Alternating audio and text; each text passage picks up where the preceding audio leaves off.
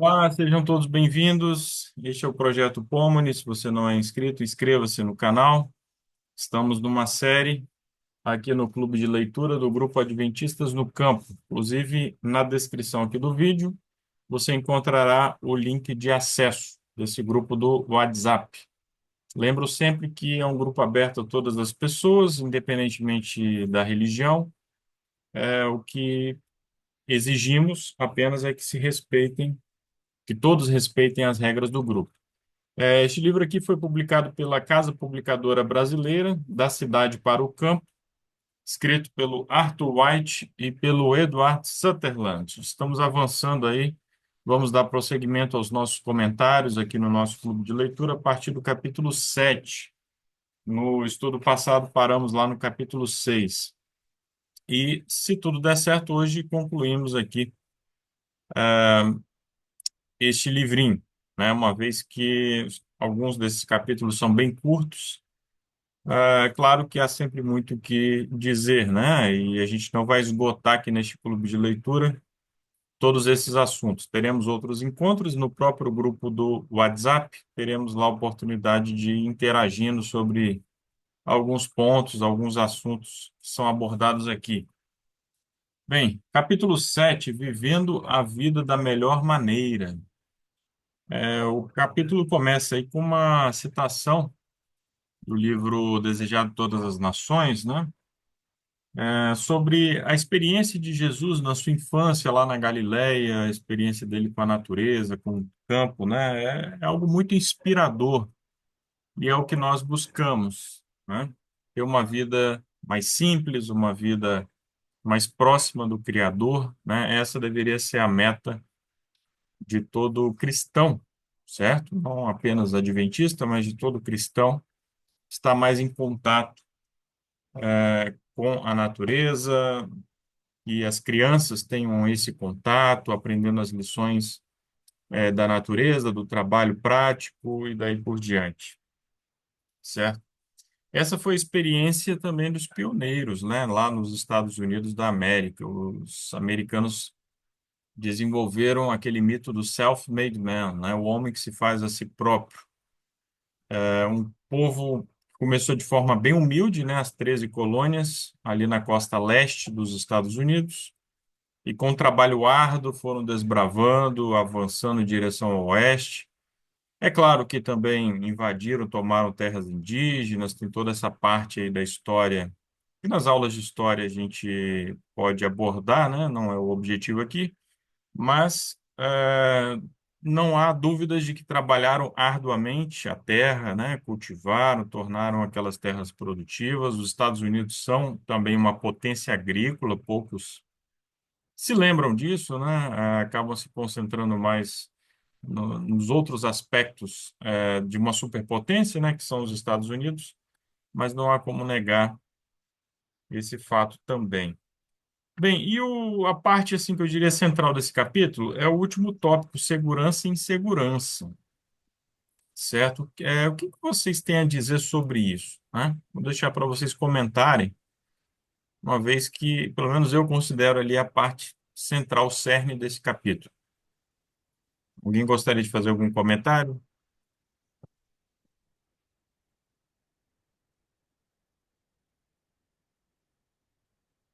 Boa noite. O que que tem nos motivado? Qual é o principal sentimento que tem nos motivado a ir para o campo? É o medo da escassez, de conflitos, de contaminação da água e etc. aqui na cidade? Ou é a confiança em Deus? Assim, o desejo sincero de estar mais próximo de Deus, de cumprir a sua vontade, de pregar o evangelho também nas regiões rurais, né, que muitas vezes são negligenciadas. Pois não, Natália. Então, eu penso que quando o capítulo ele trouxe esses tópicos, né, do que seria vivendo a vida da melhor maneira, né, do espírito pioneiro, segurança e insegurança, que a gente ainda vai falar, né, e depois do capítulo 8. Mas eu penso que quando o capítulo fala desses dois pontos, eu acredito que é fundamental, mesmo para quem não é adventista, para quem não crê nos nossos princípios sobre vida no campo, sobre educação. É bom a gente lembrar que a visão de campo que os autores trazem é uma visão de um país que foi, que nem estava falando, Rafael, muito bem lembrado, é um país que ele foi formado por uma cultura protestante, diferente do Brasil. Então, a imagem de campo do brasileiro é totalmente diferente da imagem de campo do americano, né? Então, quando a gente fala de colonização, né, de colonização católica e colonização protestante, a gente vê essa diferença nítida na questão do protestante, ele foi para lá para ter a sua liberdade, liberdade de consciência, liberdade da busca pela felicidade que está previsto na Constituição deles, né? E aí, quando o livro, que é um livro de escritores americanos, traz isso para o contexto brasileiro, algo que fica muito assim que chama bastante a minha atenção é, primeiro, a necessidade talvez a gente ter uma nova visão do que é vida no campo, né? Para quem não é adventista, talvez enxergar a ideia da liberdade que uma vida no campo proporciona, né? Liberdade no sentido de você produzir seu próprio alimento, você ter a sua individualidade, porque, por exemplo, agora vocês estão escutando o barulho do metrô passando atrás de mim. Por quê? Porque eu moro numa capital, moro em Brasília, e tudo que eu tô falando aqui, meus vizinhos estão escutando, provavelmente. Então, a gente não tem a nossa privacidade, nossa individualidade preservada, porque no final das contas a gente mora num lugar que a coletividade ela vai se sobrepor, não tem como. E quando a gente olha para o campo, mais uma vez, nessa diferença de colonização, e a gente olha ali para o campo do americano, é basicamente isso que é muito prezado, né? Essa questão da individualidade, da liberdade de consciência, de você ter autonomia para produzir seu próprio alimento, ter sua energia ali, seja solar, seja elétrica, né? Você ter espaço para desfrutar de qualidade de vida. E, inclusive, no meu primeiro ano de faculdade, eu lembro que, quando fala de motivação para ir para o campo, eu lembro de um artigo muito bom que o professor trouxe para nós, que fala que o contato com a natureza, ele é não só essencial para a nossa saúde, mas ele é essencial para aquilo que nos diferencia dos outros seres vivos. Foi um artigo fantástico, me arrependo até hoje de não ter salvo, que fala que esse contato com o verde, ele é essencial, porque é o que nos torna humanos. Então, eu penso que quando fala de espírito pioneiro, né, de fazer com as próprias mãos, de buscar sua liberdade, segurança e insegurança, né? Eu penso que é bom a gente partir dessa ideia, que é um contato, é um estilo de vida que é essencial para aquilo que nos torna humanos, né? Antes de qualquer coisa, independente da sua religião. Muito bem. Na página 52, os autores dizem, né, torne o lar um lugar que justifique esse nome, não somente um abrigo do calor e da tempestade ou da bomba atômica. Torne um lugar de paz e contentamento, de desenvolvimento progressivo da natureza intelectual e espiritual. Certo? Então, há muito que se fazer no campo também nesse sentido, né? Alguns agricultores se descuidam desse aspecto e a vida rural parece assim uma vida muito sombria, suja, pesada. E Ellen White adverte acerca disso, né? E os agricultores que são zelosos, cristãos, né, se pautam nos princípios inspirados, farão do lar um lugar aprazível, né, um lugar onde os anjos habitam, certo? Muito bem. Alguém tem mais algum comentário nesse capítulo 7? Senão vamos avançar para o 8. 7 é um capítulo curto, né? Exatamente isso daí, a Natália resumiu bem. Alguém mais gostaria de comentar?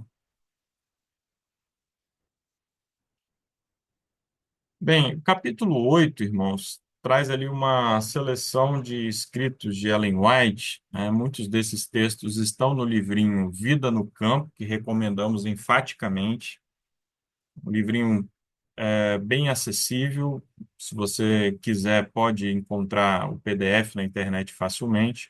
Muitos desses textos aqui estão lá, né? Fala aí sobre os vários objetivos da vida no campo, né? Cultivar o solo, cuidar dos animais, né? Cuidar das plantas. Fala do ABC da educação, né? Ou seja, a base da educação deveria ser o trabalho na terra, né? O cuidado das plantas, a agricultura. Muitas lições práticas, né? A serem aprendidas ali. Não é à toa que o curso de agronomia que a Natália faz é um dos mais completos, né, Natália? Assim, dá uma visão muito ampla das várias áreas do conhecimento. Então, que a agricultura demanda isso. Então, Eu até recomendo quem, por exemplo, quando a gente fala de vida no campo, eu sei que a primeira coisa que vem na cabeça e é o que eu sempre puxo para o meu lado. Eu sei que tem outras possibilidades, mas assim, a gente sempre fala de produzir, né? De você ser produtor rural, de você ser agricultor, tudo mais, de viver de uma renda agrícola, né? Ali do agronegócio. Mas assim, gente, não é por menos que a gente fala isso, é porque realmente é muito bom, é muito bom. Ó, quem tiver interesse, eu já tô mais velho, não tenho tempo, tal, para ficar frequentando aula. Gente, tem curso EAD hoje de agronomia. Uma sim. facilidade muito grande, sabe? Não é caro. Você vai para o polo uma vez por mês, duas vezes por mês, e você vai estar estudando, você vai estar tendo aperfeiçoando um conhecimento que é essencial.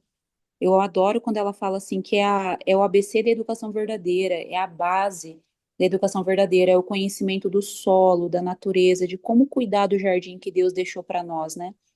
E assim, e o que que estuda na agronomia, né? Qual que é a base?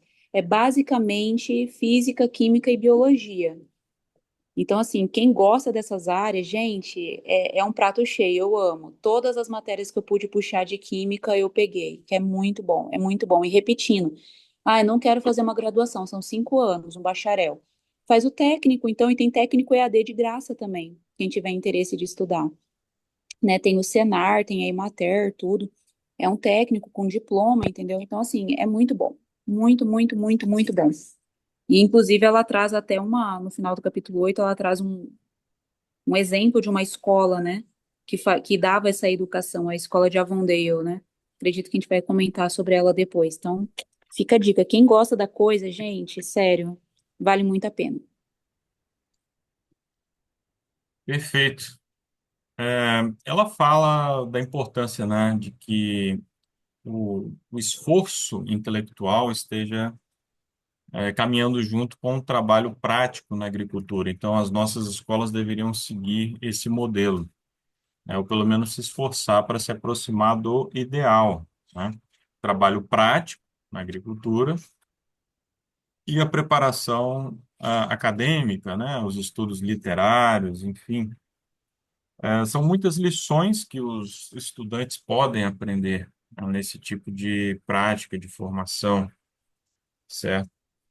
Temos algumas iniciativas aqui no Brasil, né, alguns internatos ligados à organização, que ainda tem ali algum resquício disso, e escolas missionárias, né, que preparam nesse sentido. Bem, alguém gostaria de comentar algo mais? Mais pessoas estão chegando aí, fiquem à vontade, tá? Podem abrir o microfone e participar.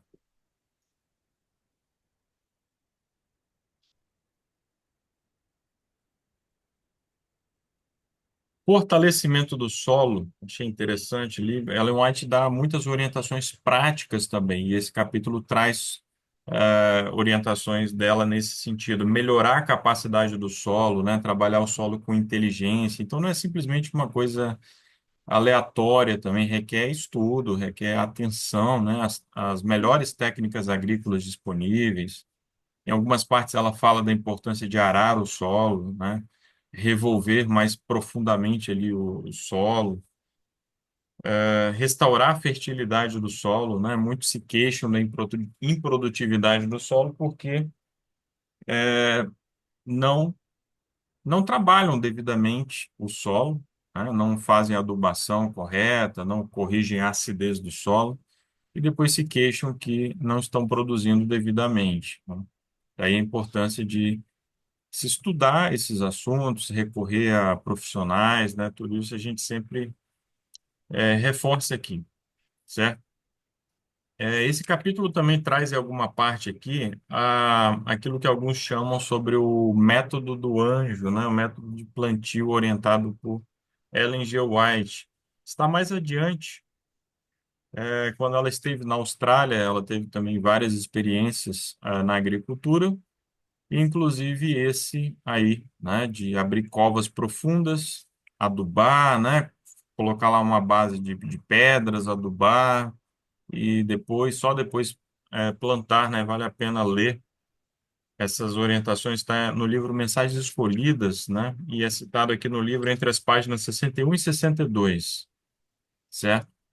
E quem já cultivava o solo, quem plantava árvores frutíferas lá, ficou admirado com essa orientação de Ellen G. White, ela que não tinha formação em agronomia, é importante, né, lembrar isso, mas que, orientada por Deus, então, ela plantava as árvores frutíferas dessa forma e teve muito sucesso, algo admirável que muitos replicam até hoje, com muitos bons resultados, né?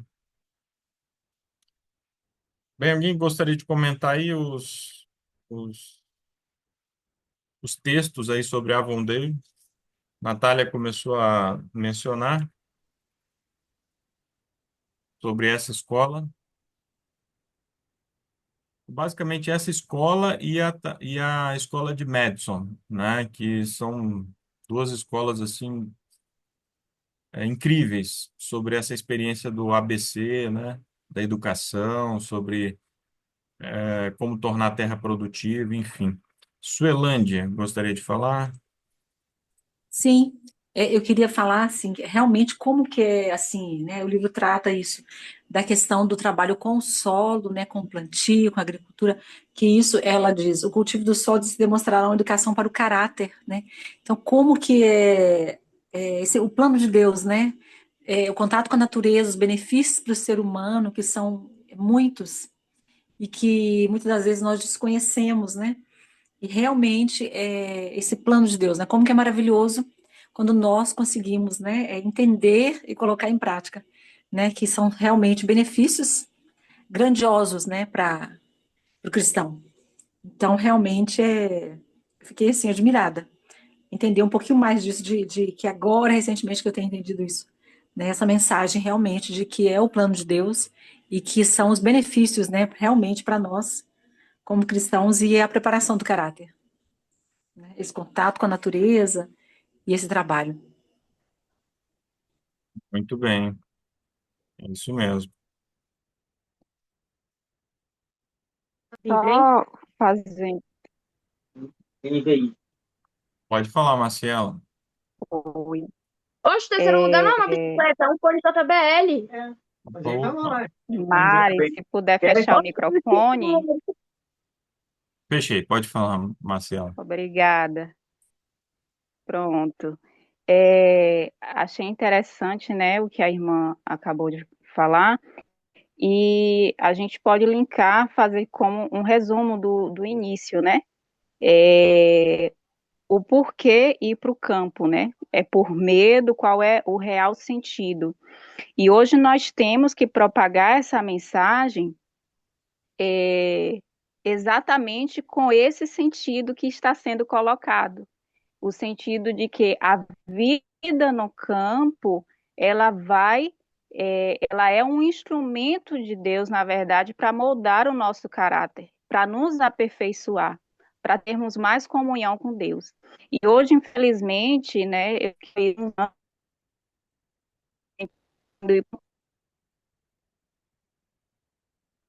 Infelizmente travou um pouco. A Marcela, acho que está com algum probleminha na conexão, Marcela. acontecer na cidade. Quando, na verdade, nós sobre um presente, Não deu certo. Depois, Marcela, depois você volta a tentar. Qualquer coisa também pode escrever no chat. Betina, à vontade, pode falar.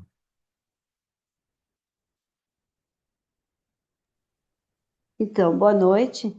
Boa noite. Eu sou a Betina. O meu esposo e eu já vivemos há 24 anos, né, numa chácara, e realmente a vida no campo transformou muito a nossa concepção sobre a generosidade de Deus.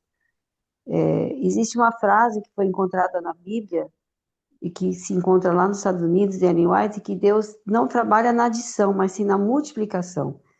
Tudo que a gente vai plantar, sejam árvores, flores, grãos, é impressionante como esse princípio da multiplicação fica muito evidente aos nossos olhos. A gente planta 24 grãos por exemplo, de feijão, colhe 300 grãos, né, porque ele se multiplica. Esses 300 grãos, se você plantar de novo, no ano seguinte você colhe quase 3.000 grãos e aquilo vai aumentando. Então, é assim, realmente Deus nos desafia, né, a provar que Ele é generoso e que Ele trabalha na multiplicação. E a gente se torna também mais generoso e é gostoso você ter abundância de frutas que você pode repartir com os vizinhos, com os amigos, saciar a sua fome, ter a alegria de colher e encher uma cesta de frutas. Realmente isso é algo assim inigualável, não é como você ir num sacolão e comprar frutas à vontade, assim, pôr na balança e levar. Não, é colher, você plantou, você regou, você viu sua árvore crescer, isso traz uma satisfação que não tem igual. Eu acho que uma das coisas que mais me agrada é isso, é a beleza, o cheiro, o sabor e essa maravilha da multiplicação que Deus provê para nós no campo. Amém. Irmã Betina já está no nosso grupo lá do WhatsApp? Sim, já Ah, que estou há algum bom. tempo. É, Quando quiser, gosto muito. pode compartilhar lá também alguma experiência, fica à vontade. Sim, sim. A nossa experiência, assim, como eu falo, ela não tem fim. Eu falo que Uhum. quanto mais a gente vive no campo, mais a gente aprende e percebe que a gente ainda tem ainda o que aprender. Estudar mais, se organizar melhor, procurar melhores sementes, melhorar o solo, porque os nossos antepassados viveram há, sei lá, muitos anos atrás, meus avós, por exemplo, eles já nasceram no campo, muitos deles, né? E a terra, pelo menos eu sou de origem alemã, a terra era bem mais fértil, né? E o clima também ajuda, né, na Europa. O solo não fica tão degradado. Então a gente tem assim lembranças de pessoas que viveram muito felizes no campo e que produziram muito, né? Inclusive minha mãe dizia que na Segunda Guerra Mundial as pessoas que tinham um pedaço de campo, um campo, né, que moravam, tinham um pedaço de terra para cultivar, elas não passaram fome durante a guerra. Mesmo durante a guerra, elas tinham alimento e depois puderam repartir com aqueles que moravam na cidade. Verdade. Que bênção, muito bom. É. Irmãos, lembrando que a surpresa que havíamos prometido, ah, deixe-me ver ali, estou postando ali agora no chat do Zoom, tá? Da nossa sala aqui, como havíamos prometido, um curso gratuito aí para aqueles que se interessarem, né? Já que estamos nos minutos finais, Marcelo, eu tomei a liberdade de já postar, tá? Não sei como é que está a conexão da Maciela. Ela tem ali alguma dificuldade às vezes, né? Porque está no campo e nem sempre a conexão lá é das melhores, mas cumprindo aí a nossa promessa, tá bom? Primeiro aí para os irmãos, as vagas são limitadas, aqueles que se interessarem por esse curso podem fazer a inscrição, podem salvar esse link que está ali, certo? No chat. Muito bem. Irmã Betina, só para finalizar, a senhora é parente do tradutor Lícius Lindquist? Não sei se é assim a pronúncia. Irmã Betina, eu acho que saiu, mas enfim. Não, eu estou aqui, peraí. Meu telefone, meu fone está desligado. Vocês estão me ouvindo? Estou ouvindo, era só uma curiosidade, se a senhora é parente Eu do sou tradutor. esposa do irmão dele, do irmão caçula dele. Ah, Ele certo. mora aqui em São Carlos e ele mora no Nordeste, em Natal. Ah, perfeito. Me lembro, vários anos atrás, ele era o tradutor da lição. Sim, sim, sim, é isso mesmo. É. Perfeito. Irmãos, tem um tópico aí que eu gostaria aí de destacar, qualquer um que quiser comentar, tá? Pode ficar à vontade, mas sobre a pulverização, né, de árvores frutíferas. Ellen White nunca se opôs a combater pragas, certo? São insetos, doenças que aparecem aí nas plantas. É claro que alguns vão preferir uma pulverização orgânica, outros vão optar pela pulverização utilizando agroquímicos, mas o fato é que Ellen White jamais se opôs à pulverização das árvores, né, das plantas. Vivemos num mundo de pecado, então temos que lidar com isso, né, com pragas, doenças. E eu gostaria de ressaltar, né, esse ponto aí. Dependendo do manejo do solo, a gente não tem tempo para falar disso, né? Há como minimizar essas pragas. Existem vários estudos, técnicas, agrofloresta, daí por diante. Então, no grupo a gente sempre volta nesses assuntos, a gente pode depois retomar isso daí. Natália, pode falar. Sobre isso, vou cronometrar aqui. Falta 5 minutos, né? Isso. Beleza. É só uma dica. Quando a gente fala do uso de defensivos químicos e Ellen White, será que é certo? Será que não é certo? É um ponto que o Rafael trouxe que ó, eu penso que quando você tiver dúvida, quando você que está no campo quer produzir seu próprio alimento ou quer produzir para comercialização, tem um cultivo comercial, eu queria dar uma dica sobre isso. Quando você tiver dúvida se, senhor, eu aplico ou não aplico, é certo ou não é certo, eu queria dar uma dica.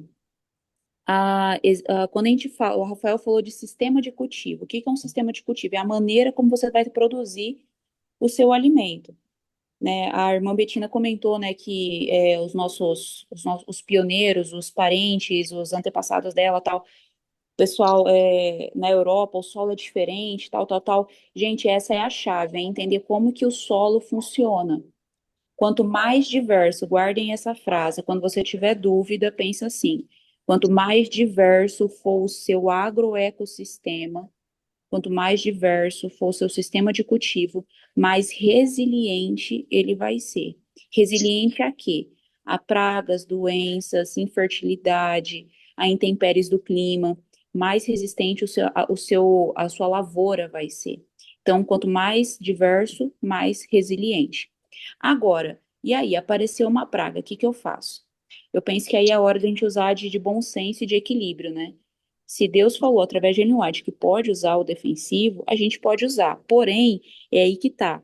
Veja que ela dá muita ênfase, né? Que Deus instruiu ela a falar sobre de uso inteligente do solo, uso inteligente das nossas faculdades mentais, uso inteligente do nosso tempo. Então, surgiu uma praga, você fez tudo o que você podia fazer para ela não aparecer, ou seja, um agroecossistema resiliente, diverso. Agora não é problema você usar um defensivo químico, de maneira que você tenha uma orientação de um técnico agrícola ou de um agrônomo para fazer essa aplicação, faça o uso correto dele, que é nem de mais, nem de menos, no momento certo, associado a várias outras técnicas, que é o manejo integrado de pragas que a gente fala. Então, apareceu a praga, você não quer, a sua horta, a sua lavoura, ela é técnica, assim, de certa forma orgânica, você nunca usou nada do tipo, não usa semente transgênica, não tem problema você usar o defensivo, desde que você entenda a maneira certa de usar esse defensivo e dali para frente você faça tudo que está ao seu alcance para ele não ser necessário. É igual um medicamento, né? Quanto menos remédio a gente usar, melhor. E como que a gente faz isso? Cuidando como um todo da nossa saúde. Por isso que a Maciela colocou ali no grupo esse brinde, esse super brinde, né? Essa super oportunidade da gente aprender a cuidar do nosso corpo de forma integral. O solo é a mesma coisa, é um cuidado integral. É daí que vem o sucesso na agricultura, tá bom? É olhar como um todo e não só para um fator isolado. Quem tiver dúvida pode perguntar lá no grupo, que eu posso responder sobre manejo de pragas, doenças, tá ok? Perfeito. Olha, eu creio que dá para sintetizar em um minuto também o capítulo 9, né? Porque é algo que nós estamos bem familiarizados, né? O nosso objetivo de ir para o campo deve ser também um objetivo missionário. Seja lá qual for a atividade profissional do cristão, deve ter isso sempre em mente, né? Nós não estamos neste mundo para acumular fortunas, para, né, prosperar materialmente, né? Não que isso seja errado, mas que o nosso foco maior seja ganhar almas para Cristo, certo? E temos um trabalho tremendo a fazer no campo, né? Os meus pais vivem no campo há mais de 20 anos, a gente sabe da realidade do campo, né? É claro, hoje com a internet, enfim, os meios de comunicação, o evangelho está chegando em regiões isoladas, regiões onde não chegava, mas nada substitui o contato pessoal, sabemos perfeitamente disso, né? Então, opa, que o agricultor cristão sempre tenha isso em mente também, como qualquer outro profissional, né? Anunciar o evangelho enquanto se ocupa ali do cuidado do solo. Perfeito? Temos exatamente 1 minuto. Alguém gostaria de deixar mais algum comentário, algo que lhe impressionou nesse estudo? Muito bem. Vamos agradecendo aí a participação de todos, a presença. Lembrando que o link está ali no chat, tá? Desse curso aí online, gratuito. No nosso próximo encontro, então, vamos concluir esse livrinho, tá? O livrinho Da Cidade para o Campo, os capítulos 10 e 11. Temos também um apêndice. Que Deus abençoe a todos. Continuamos nos encontrando lá no grupo. Tenha uma abençoada semana. Grande abraço, meus irmãos. Um abraço, pessoal. Tchau, tchau. Tchau, tchau. Abraço a todos, boa noite. Boa noite, feliz semana.